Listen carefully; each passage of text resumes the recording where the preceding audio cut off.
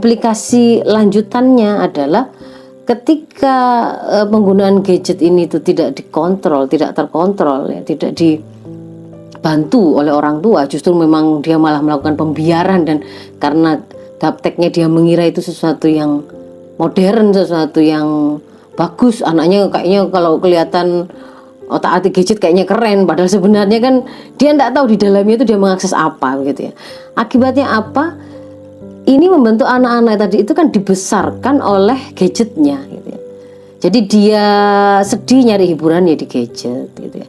Dia nggak tahu sesuatu, nyari apa PR atau jawaban atas apa dia juga kemudian ambil gadgetnya, buka gadgetnya, googling kah, tanya teman di situ kah.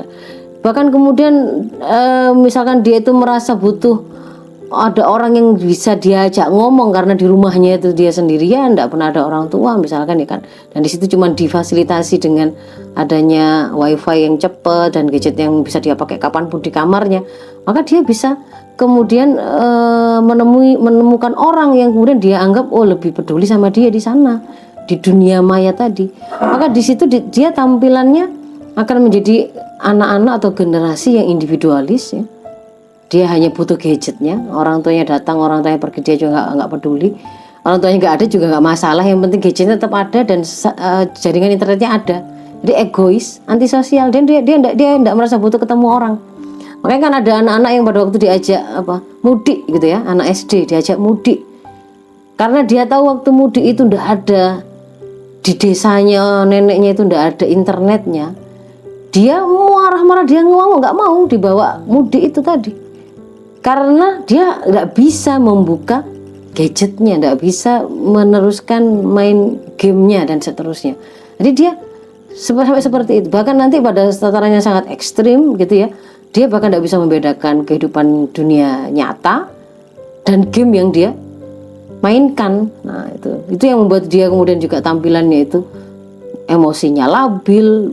Dilarang matikan HP saja atau HP yang kehabisan baterai saja dia bisa ngamuk gak karu-karuan begitu, bisa melempar apa saja, bisa memukul siapa saja. Dia juga sulit untuk kemudian beradaptasi dengan situasi-situasi yang berbeda begitu, ketemu dengan orang banyak. Ini tidak hanya anak-anak, bahkan orang dewasa pun ketika kemudian sudah kadung kecanduan seperti ini gitu ya, HP dibawa kemana-mana, sampai kamar mandi pun dibawa begitu. Itu diantara tanda bahwa dia sudah mulai kecanduan. Akhirnya memang mengalami masalah di dunia nyatanya, di dalam interaksi sosialnya.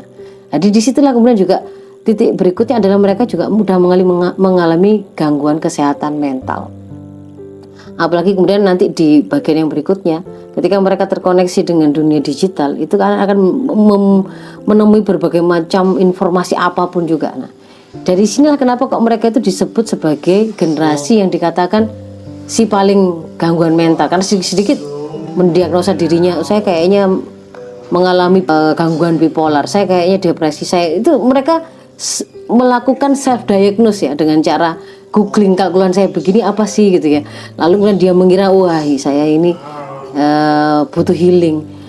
Kalau kemudian dia masuk dalam dunia kerja, sedikit-sedikit dia kemudian dikenali minta cuti, berkali-kali minta cuti, lama-lama kemudian mungkin setelah satu saat pernah mengalami diberi nasihat karena telah melakukan sesuatu yang menurut misalkan tim atau pimpinannya kurang baik, maka dia kemudian mudah sekali resign ya, mudah sekali resign karena dia merasa circumstance-nya atau lingkungannya sudah ndak ramah sama dia, sehingga malah menimbulkan depresi ya. Jadi, makanya dia dikenal juga sebagai si paling work life balance ya.